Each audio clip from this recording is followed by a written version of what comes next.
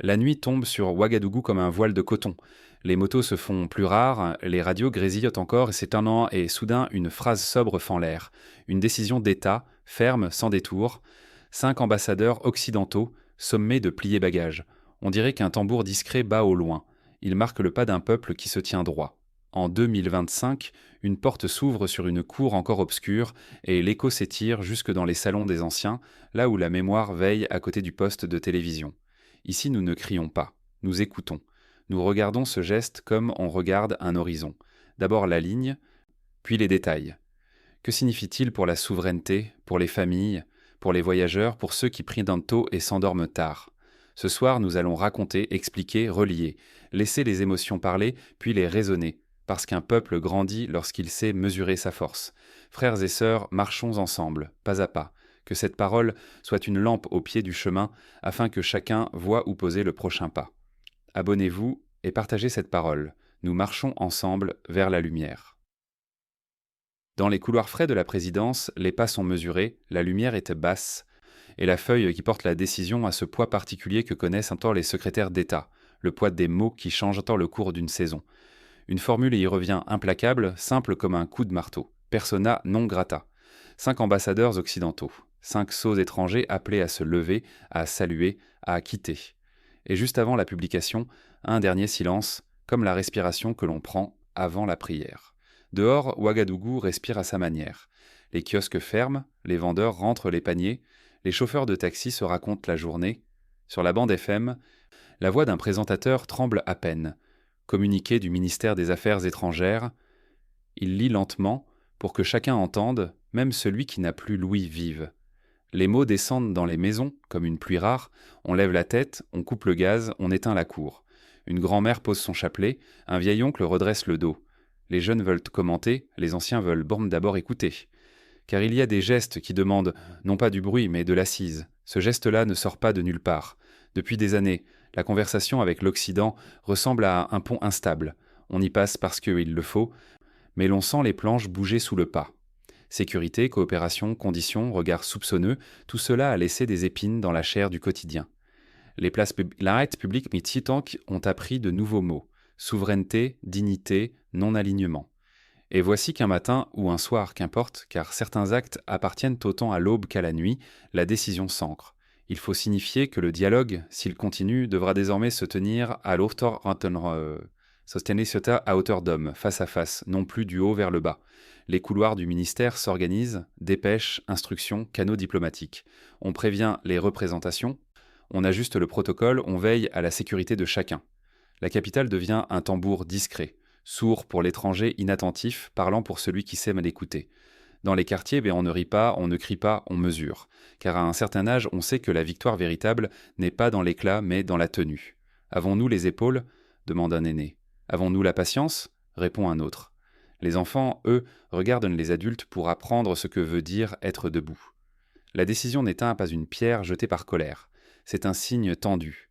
Car, une phrase écrite au milieu d'un livre ancien où l'on parle de traités, de promesses, de déception, de recommencement. Les peuples ne rompent pas d'un coup. Elles redessinent les lignes quand l'ancienne carte n'indique plus le chemin. Et redessiner, c'est toujours risqué. Qui vous félicitera ? Qui vous accusera ? Qui vous tendra la main en silence ? Le monde, lui, observe. Paris écoute ses conseillers, mesure ses mots, pense aux ressortissants, aux contrats, aux opinions. Les organisations régionales, l'Union africaine, la CEDEAO, apaisent les équilibres, les précédents, les portes à laisser ouvertes. Car fermer sans ouvrir, c'est se condamner à revenir par la fenêtre. Dans la voix grave du porte-parole, on entend la ligne que Ibrahim Traoré trace. Parler d'égal à égal, mettre fin aux gestes automatiques. Rappeler que la souveraineté n'est pas un slogan, mais une manière de s'asseoir et de se lever. Ce n'est pas la première fois que la capitale prend une posture ferme, mais c'est la première fois que 5 chaires diplomatiques, ensemble, reçoivent de nous le même verdict. Le chiffre ne fait pas la grandeur de l'acte, c'est le sens qui l'accompagne. Derrière le chiffre, il y a l'idée, un État ne mendie pas sa dignité, il l'exerce. La ville, pourtant, ne se change pas en théâtre. Les boulangeries ouvrent, les marchés bourdonneront encore, les écoles feront sonner la cloche. Mais dans chaque routine se glisse une pensée. Que va-t-il se passer au guichet, dans les couloirs consulaires, sur les lignes téléphoniques ? Les familles 400 qui voyagent entre pays et diaspora s'interrogent. Les transporteurs pensent aux routes, les commerçants aux délais, les malades aux rendez-vous médicaux à l'étranger. Les prêtres, les imams, les anciens parlent de calme et de vigilance. Nous n'avons pas coupé le monde, nous avons tracé une parole, dit un sage. Et tracer une parole, c'est aussi se préparer à l'expliquer, la défendre, parfois la corriger, toujours l'assumer. La nuit, ceux qui veillent entendent autre chose encore, le souvenir, les indépendances, les décennies de liens ambigus, la fierté blessée, la fierté retrouvée. Les grands-mères se rappellent des chansons, les grands-pères des discours. À l'âge où les mains savent la valeur du travail, on ne confond pas la foudre avec la lumière du matin. On veut que cela serve, que cela construise. Si la maison doit être repeinte, qu'on commence par réparer le mur, dit-on. Autrement dit, une décision forte n'a de sens que si elle s'accompagne d'un chantier patient. Et voici que la dernière phrase du communiqué tombe, nette, sans surenchère. On la relaye, on la range, on souffle. L'onde partira désormais loin, très loin, touchant les médias, réveillant les plateaux, déclenchant les communiqués. Dans les quartiers, on recommence à parler doucement. Les plus jeunes, pleins d'ardeur, voudraient être célébrés ou contestés. Les aînés leur disent des dames « Asseyez-vous, écoutons ce qui vient ». Car la vraie mesure d'un peuple n'est pas seulement ce qu'il décide, mais comment il traverse les suites de sa décision. Et justement, frères et sœurs, que se passe-t-il lorsque la pierre touche l'eau, les cercles grandissent, atteignent les rives, reviennent envers le centre? Qui répondra, comment et à quel prix? La réaction dans les rues et dans les chancelleries ne se fait jamais attendre, mais saura-t-on maîtriser la chaleur qui monte? La nouvelle court plus vite que les taxis. Avant l'aube, elle a déjà traversé les cours familiales, gravi les escaliers des immeubles, pris place sur les bancs en bois des maquis. Les radios communautaires invitent des professeurs, des anciens ministres à la retraite, des leaders religieux qui parlent avec mesure, dont... Restez calme, restez digne. Dans les mosquées, on rappelle que la fermeté sans sagesse est un feu de brousse. Dans les églises, on demande la paix des cœurs pour que la parole ferme n'engendre ni humiliation ni chaos. La capitale ressemble à un grand tambour couvert par une main. La peau vibre, mais le son reste contenu. Sur les plateaux télé à Paris, les éditorialistes affûtent déjà leurs cartes, leurs chiffres, leurs mémoires courtes. Chacun cherche un mot-clé pour résumer ce que l'on ne résume pas. Une histoire longue qui vient de lever la tête. Les uns parlent de escalade, d'autres de réajustement. Les plus sages disent transition. Les caméras se tournent vers les chancelleries. Communiqué sobre, termes pesés, précaution dans chaque ligne. Les questions tombent comme la pluie. Et les ressortissants? Et la coopération? Et la sécurité? Dans l'ombre, des diplomates passent des coups de fil doux comme du coton, cherchant cette zone où la fierté ne piétine pas la prudence. Dans les quartiers populaires, la conversation a une autre musique. Ce sont des souvenirs qui parlent, les années Paulet où l'on a appris à patienter, à faire la queue, à sourire sans tout dire. On nous a trop souvent traités en pupilles, lâche un grand-père. Cette fois, on nous regarde comme des adultes. Une mère de famille ajoute « Mais les enfants, eux, auront-ils toujours leur bourse ?» Un commerçant lève les yeux vers le ciel. Et nos marchandises, passeront-elles encore sans retard? Peu à peu, la chaleur monte. Non pas pour brûler, mais pour rappeler que la dignité a un prix, et qu'un prix se discute, s'organise, se partage. La diaspora, elle, est sur le pont. Dans l'Hexagone, les groupes WhatsApp s'illuminent jusqu'au petit matin. On échange des audios, des liens, des sermons, des coupures d'articles. Les aînés demandent du calme. Ils savent que les mots sur l'écran peuvent enflammer une pièce autant qu'un mégaphone sur un marché. Des associations communautaires programment ensuite des réunions d'information. Pas de panique, pas d'insultes, pas de rumeurs, seulement des faits et la patience des anciens. On entend la double respiration de ceux qui ont deux rives dans le même cœur, d'un côté la fierté, de l'autre l'inquiétude, et au milieu la prière pour que les ponts ne cèdent pas. Dans les chancelleries étrangères du Sahel, on sort les manuels de crise. Les lignes rouges, les degrés de riposte, les canaux de médiation. Personne ne veut donner l'impression d'avaliser ni de condamner à la hâte. Une capitale voisine propose d'être messagère. Une autre conseille de laisser retomber la poussière avant de parler fort. On revoit des précédents. On consulte des juristes. On demande aux services de sécurité d'être vigilants sans vexer. Le monde diplomatique, malgré ses airs de marbre, reste un art d'équilibriste. Un pas mal posé et c'est la corde qui se dérobe. Dans les rues de la capitale, les jeunes organisent des veillées de parole. On lit le communiqué officiel, on le commente comme on étudie un texte sacré, chaque mot, chaque virgule, sa portée, sa musique. Nous avons longtemps reçu des leçons, dit un étudiant. Peut-être est-il temps d'offrir la nôtre, celle d'une courtoisie ferme. Les anciens sourient. La courtoisie ferme, c'est cela. Il raconte que les époques où l'on signe trop vite, les heures où l'on cède pour un prêt, pour une base, pour un ruban. Et ils reviennent au présent. Si l'on choisit l'affirmation, qu'on la fasse propre. Propre signifie sans humiliation, sans injure, sans casser de main pour gagner ce soir.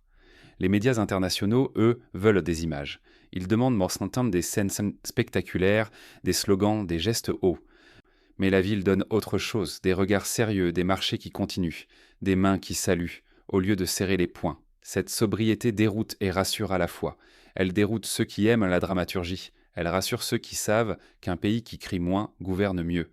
Et plus la journée avance, plus l'on comprend que le point de fusion n'est pas une explosion, c'est un brasier veillé, entretenu, protégé des vents. À Paris, lorsqu'on met ça en dessous, la conversation publique devient plus complexe. On invite des voix de la diaspora, des historiens, des militaires pris à la retraite. Certains niant, d'autres relativisent, d'autres encore reconnaissent qu'un cycle se ferme et qu'un autre s'ouvre. Une grand-mère appelle sa petite-fille. N'insulte personne, ne réponds pas à la provocation, explique ce que tu sais, tais ce que tu ignores, et rappelle que notre force n'est pas dans le bruit. Dans les foyers, on éteint parfois la télévision pour entendre le battement du cœur. La colère est utile quand elle devient lucidité. Elle est dangereuse quand elle se prend pour la boussole. Sur le terrain religieux, les guides rappellent le triple mouvement. Vérité, tempérance, responsabilité. Vérité, nommer les blessures, les déséquilibres, les promesses non tenues. Tempérance, choisir des mots qui construisent des ponts au lieu de creuser des fossés. Responsabilité, protéger les plus fragiles, l'élève qui atteint un visa en attente, la grand-mère qui doit voyager pour se soigner, l'artisan qui dépend d'une pièce importée. Une phrase revient, chantée comme un refrain, que chaque décision d'État trouve sa sœur jumelle, une décision de protection. Alors oui, la chaleur monte, mais tout dépend de ce que l'on met sur le feu, la rancœur ou la sagesse, la vanité ou le courage tranquille. Les chancelleries veulent de mesurer la portée, la rue veut sentir le respect, la diaspora veut préserver les liens. Entre ces désirs, je le sens, il y a un fil à tenir. Le tenir exige des gestes précis. Expliquer sans provoquer, contacter sans se soumettre, encadrer sans brutaliser. Les anciens disent « Nous avons attendu assez longtemps pour agir sans nous perdre ». C'est peut-être cela le point de fusion. Non pas l'embrasement, mais la cohésion sous chaleur. Et maintenant, frères et sœurs, la question qui brûle les lèvres arrive enfin. Lorsque les émotions s'embrasent, que deviennent les liens qui nous nourrissent au quotidien, l'école, le visa, le travail, la prière? Sommes-nous prêts à en assumer les conséquences concrètes, ligne après ligne, guichet après guichet, frontière après frontière? Après la montée des voix, voici les preuves du réel. Quelles seront très exactement les conséquences pour nos familles, nos papiers, nos commerces? Et comment traverser la tempête sans rompre les ponts? Le soleil se lève sur les comptoirs administratifs. Les volets métalliques grincent, les fils s'étirent comme des rivières patientes, et l'on devine dans chaque regard la même interrogation. Et maintenant, que va-t-il se passer pour nous? Les annonces politiques habitent d'abord les plateaux télé, mais leurs ombres s'invitent très vite aux guichets, dans les écoles, aux pharmacies, sur les marchés. Une décision d'État a toujours deux vies, la vie symbolique qui parle au monde et la vie concrète qui touche la famille. C'est à cette seconde que nous allons, pas à pas, avec la prudence d'un marcheur de nuit. Au consulat et au visa, la première conséquence n'est pas toujours une fermeture brutale, mais une incertitude qui s'épaissit. On change des procédures, on allonge des délais, on revoit des priorités. La standardiste répond avec douceur « Rappelez demain ». Le fonctionnaire consulte des notes nouvelles. Un complément de dossier sera nécessaire. Pour les étudiants, cela signifie parfois décaler un départ, pour un salarié, reporter une mission, pour un grand-parent, replanifier un voyage médical. Les plus sages l'enseignent déjà aux plus jeunes. Dans les périodes de tension, l'arme la plus efficace s'appelle dossier solide. Pièce gageure, lettre claire, adresse exacte, patience organisée. Dans l'économie du quotidien, les effets ressemblent à de petites vagues qui finissent par se rejoindre. Le commerçant qui attend une marchandise se demande si la chaîne logistique toussera. Le transporteur écoute les rumeurs de frontières. L'importateur recompte ses coûts. Les projets financés en partenariat peuvent passer en revue. On vérifie les clauses, on renégocie des jalons, on ralentit ce qui ne peut pas avancer sereinement. Rien de spectaculaire, et pourtant, pour le chef de famille, chaque retard a une odeur, celle du budget à réécrire. C'est là que la communauté peut devenir un filet de sécurité. Tontines, associations, paroisses, mosquées, mutuelles solidaires. Les anciens le savent, la dignité ne s'improvise pas, elle s'organise. Sur la question de l'aide et de la coopération. Les conversations se déplacent du registre du don à celui de la redevabilité mutuelle. On n'additionne plus des chiffres pour impressionner, on pose des garanties réciproques pour rassurer. Les partenaires, même vexés, n'aiment pas perdre la face. Il leur faut des passerelles discrètes pour continuer sans se renier. C'est le moment des canaux calmes, experts techniques, cadres intermédiaires, personnalités respectées qui parlent doucement et obtiennent davantage qu'une délégation trop bruyante. Un pays n'insulte pas demain.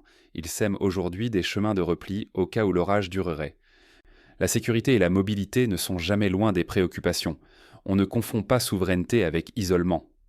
La sécurité a besoin d'échanges d'informations, de coopération mesurée, d'accords qui protègent les populations. Les frontières terrestres continuent d'être ce qu'elles sont, vivantes. Ce qui compte, ce sont les lignes directrices. Protéger les voyageurs, éviter les surenchères, encadrer les patrouilles, prévenir les malentendus. Un ancien officier résume d'une phrase simple : la fermeté regarde droit devant, la prudence surveille les côtés. Les deux, ensemble, font un chemin praticable. La diaspora senior ressent ces mouvements comme on ressent la météo dans les articulations. Avant même l'averse, une douleur sourde annonce un changement de pression. Il y a des rendez-vous médicaux à honorer, des papiers de retraite à actualiser, des obsèques à rejoindre, des cérémonies à ne pas manquer. Comment faire ? En se tenant informé par des sources fiables, en évitant les chaînes de rumeurs, en gardant sur soi une trousse administrative, copie de pièces, contact d'urgence, attestation, ordonnance traduite en si besoin. Et surtout en se parlant entre générations, les plus jeunes aident au numérique, les aînés transmettent la sagesse des priorités. Les écoles et les bourses constituent un autre maillon sensible. La jeunesse a besoin de continuité. Un responsable d'établissement le confie. Nos enfants ne doivent pas être la monnaie d'échange de nos disputes. Dans les périodes de tension, une lettre bien rédigée, signée par l'institution d'accueil, peut beaucoup. Les parents apprennent aussi à diversifier. Candidature dans plusieurs pays, plan B, C et D. La souveraineté d'un État n'interdit pas à ses enfants de voyager pour apprendre. Elle devrait au contraire les y préparer en faisant d'eux des ambassadeurs de dignité. Les cultes et les communautés jouent un rôle d'amortisseur. Quand la politique devient haut-parleur, la sagesse devient silencieux. On y répète des gestes simples, rendre visite à un voisin inquiet, porter des courses, imprimer un formulaire pour celui qui n'a plus d'encre, expliquer calmement à la petite fille comment prendre un rendez-vous en ligne. Une paroisse organise une permanence, une mosquée met en place une cellule d'écoute, une association tient un atelier droitsana, droit et démarche. L'effet cumulé de ces gestes est puissant. Il réduit la peur et augmente la lisibilité. Sur le plan symbolique, la décision redessine les récits. Certains en médias parlent d'isolement, d'autres de maturation. Entre les deux, il y a l'espace de la normalité. Un État discute, tranche, revoit, ajuste et demeure ouvert aux coopérations qui respectent sa parole. L'indépendance véritable se mesure à la capacité de dire non sans rompre, de dire oui sans se renier. Et si l'on devait résumer l'enjeu, transformer un moment de tension en pédagogie nationale, expliquer à nos enfants que la fierté ne se prouve pas en fermant les portes, mais en apprenant à les ouvrir et à les refermer nous-mêmes avec des clés que nous avons forgées. Il faut enfin dire un mot à celles et ceux qui vivent à la croisée de deux rives. Cœur partagé entre la terre natale et la rue où l'on travaille aujourd'hui. À eux, nous disons, protégez vos liens. Restez courtois dans vos échanges, rigoureux dans vos dossiers, patient dans vos attentes, refusez l'insulte, fuyez la caricature, préférez la clarification. La dignité n'a pas besoin de vacarme. Elle se voit à la manière dont on traverse la difficulté sans laisser tomber le plus fragile. C'est peut-être là le miracle discret des grands peuples, avancer sans piétiner. Et au centre de cette carte en mouvement, un nom doit apparaître une seule fois pour tenir notre promesse de clarté, Burkina Faso.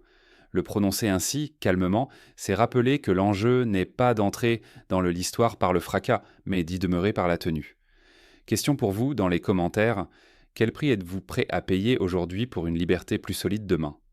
Quels gestes concrets, dans vos familles, vos associations, vos lieux de culte, peuvent protéger les plus vulnérables durant cette période, tandis que nous organisons nos vies, d'autres nous regardent et jugent ? À Paris, en Afrique, dans le reste du monde, que voit-on vraiment dans ce geste ? Une rupture, une maturité ou une invitation à repenser la relation ? À Paris, le jour médiatique commence tôt. Les matinales déroulent à 100 leur tapis d'opinion, diplomates à la retraite, chercheurs, responsables politiques. Les uns parlent de rupture dangereuse, d'autres de ajustements historiques. Dans les ministères, on pèse les mots au milligramme. Protéger les ressortissants, préserver les intérêts, éviter la surenchère. Sur les bancs des assemblées, les postures varient, fermeté pour les uns, dialogue pour les autres, silence prudent pour beaucoup. Car la relation avec une capitale sahélienne n'est pas un chapitre isolé. C'est un fil qui traverse l'histoire, les familles, l'économie, la sécurité. Rompre ce fil, ce serait tirer sur un tissu entier. Les médias français cherchent un récit simple mais trouvent une mosaïque. Il y a la France officielle qui calcule, la France des plateaux qui dramatise et la France des voisins. Commerçants, aides-soignantes, chauffeurs, professeurs, qui vivent au plus près la réalité d'une société diverse. Dans un café du périphérique, un ancien dit doucement « Nous avons trop longtemps confondu influence et écoute. L'influence fait du bruit. L'écoute fait des liens. » Cette phrase reprise ici et là devient une petite maxime de sagesse urbaine. Sur le continent, les capitales africaines suivent avec attention. Certaines y voient un miroir. Affirmation de soi, rappel de la dignité, volonté de négocier d'égal à égal. D'autres s'inquiètent des effets collatéraux. Flux commerciaux, corridors humanitaires, équilibres régionaux. Les organisations continentales, elles, rappellent pour la nécessité de canaux ouverts, médiation, prévention des malentendus, calendrier de désescalade. Dans les chancelleries voisines, on échange des messages sobres, tenir la ligne sans fermer les portes. Car la souveraineté n'est pas une forteresse, c'est une maison qui choisit ses fenêtres. Dans le reste du monde, la conversation s'inscrit dans une géographie nouvelle. Les puissances émergentes observent et proposent aussi discrètement des voies alternatives. Partenariats techniques, offres d'infrastructures, coopération sécuritaire. Le mot qui revient est multipolarité. Il ne signifie pas l'éparpillement, mais l'équilibre. Apprendre à traiter avec plusieurs afin que personne ne pense être l'unique passage obligé. Les économistes y voient une opportunité de diversification, les stratèges un défi de coordination, les peuples la promesse d'un respect plus concret. La diaspora en Europe, elle, sert souvent de passeur de sens. Dans les salles associatives, on organise des rencontres pour expliquer sans enflammer. Un prêtre coutumier résume avec une image « Quand le vent tourne, les bons marins ne cassent pas les voiles, ils règlent l'angle ». Traduction pratique, dialoguer, documenter, sécuriser sans renier les principes. Des juristes bénévoles proposent des permanences, des collectifs rédigent des fiches questions-réponses, des aînés racontent dans les précédentes transitions pour que les jeunes mesurent l'épaisseur du temps. Et rien n'empêche les critiques, mais tout invite à la mesure. Les partenaires extérieurs sont mis à l'épreuve. Savent-ils respecter une décision ferme sans humilier, proposer des issues sans poser des conditions qui résonnent comme des leçons? Les États africains sont aussi interpellés. Savent-ils transformer un geste symbolique en politique publique solide?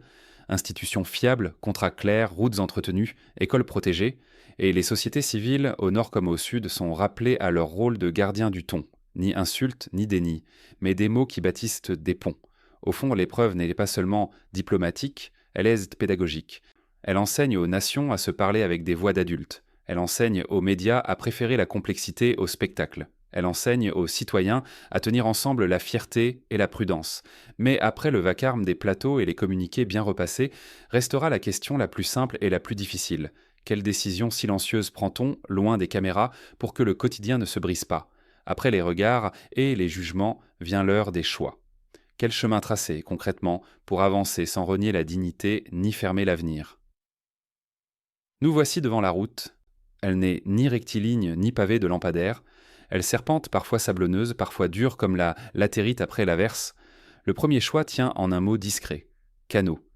Dans les moments d'orgueil, on ferme. Dans les moments de maturité, on oriente. Il nous faut donc des canaux ouverts, clairs, tenus. Un couloir pour la sécurité des personnes, un couloir pour la coopération technique, un couloir pour les échanges commerciaux et académiques. 3 fils, croisés, 3 vitesses, 3 garants. Ce n'est pas spectaculaire, c'est fiable. La grandeur d'un État ne se mesure pas seulement à ce qu'il coupe, mais à ce qu'il organise. Vient ensuite la protection des plus fragiles. La diplomatie par le fort, la vulnérabilité par le bas. Il faut une cellule de coordination qui veille sur les malades, les étudiants, les travailleurs détachés, les familles endeuillées. Elle tient un registre des urgences, des numéros joints 24 heures sur 24, des procédures expresses pour les cas sensibles. Elle ne fait pas de bruit, mais elle sauve des vies, elle évite des humiliations. Les anciens le disent avec une sagesse simple, quand la maison discute avec le voisin, que personne ne reste sans assiette. 3e pilier, l'économie de résistance. Non pas l'économie de fermeture, mais l'économie qui respire avec plusieurs poumons. Diversifier les fournisseurs, stimuler la production locale, sécuriser les chaînes logistiques, Bâtir des stocks tampons pour les médicaments et les pièces essentielles, accélérer les couloirs numériques pour que l'administration fonctionne même quand les frontières toussent. L'indépendance n'est pas un slogan, c'est une chaîne de décisions très concrètes. Achat, stockage, distribution, contrôle, tenue par des mains sobres. Quatrième pilier, l'éducation à la souveraineté. Elle ne s'enseigne pas sur les plateaux télé, mais dans les écoles, les centres de formation, les lieux de culte, les maisons de jeunes et de seniors. Elle demande des cours d'histoire qui disent non, les blessures sans cultiver la rancœur, des modules d'économie qui expliquent dans les interdépendances qu'on est terrain sans diaboliser, des ateliers citoyens où l'on apprend l'art des désaccords utiles. Une nation grandit quand elle sait débattre sans se détruire et conclure sans se soumettre. Cinquième pilier, la parole juste. Nous avons besoin d'un ton national, ni triomphal ni plaintif. Un ton qui dit la fermeté en 3 phrases et la courtoisie en 2 gestes. Cela commence par l'exemplarité des dirigeants et se prolonge par la responsabilité des médias, des influenceurs, des prédicateurs. Les mots sont des outils. Mal tenus, ils blessent, bien tenus, ils bâtissent des ponts que même les fleuves d'orgueil ne peuvent pas emporter. Enfin, la main tendue. Rien ne nous oblige à rester prisonniers d'un tête-à-tête abîmé. On peut parler aux voisins, aux partenaires lointains, à l'allié nouveau. On peut inventer des alliances thématiques. Santé, climat, agriculture, numérique. On peut aussi apprendre à ne pas tout faire en même temps. Résoudre ce qui urge, stabiliser ce qui tremble, différer ce qui supporte l'attente. La sagesse sait hiérarchiser. La vanité confond tout. Frères et sœurs, le chemin devant nous n'est pas une ligne droite, c'est une discipline. Si nous la gardons, canaux, protection, économie de résistance, éducation, parole juste, main tendue, alors le choc d'aujourd'hui deviendra la charnière de demain. Et s'il est vrai qu'un peuple se mesure à la façon dont il traverse la fournaise, alors que notre traversée soit un témoignage pour nos enfants. La force sans la brutalité, la fierté sans l'aveuglement, la paix sans la soumission. Au bout de la route, il faudra dire un mot qui rassemble et qui apaise. Sommes-nous prêts à le prononcer, les yeux dans les yeux, pour ouvrir l'avenir sans éteindre la dignité ? Frères et sœurs, la poussière retombe et la ville respire. Nous avons traversé l'annonce, la montée des voix, l'épreuve des conséquences, le regard des autres, puis ce sentier de décision patiente. Une chose demeure, la dignité ne se réclame pas, elle se pratique. La décision d'expulser 5 ambassadeurs n'est ni une fanfare ni un murmure. C'est une phrase ferme que l'on tient debout. Dans cette phrase, beaucoup ont entendu le nom du capitaine, d'autres y ont reconnu un miroir tendu au pays tout entier. Qu'on l'approuve ou qu'on la conteste, l'essentiel est là. Faire de l'instant un apprentissage et du choc une charnière. C'est à ce prix qu'un peuple se relève sans écraser, s'affirme sans se perdre, avance sans se détourner.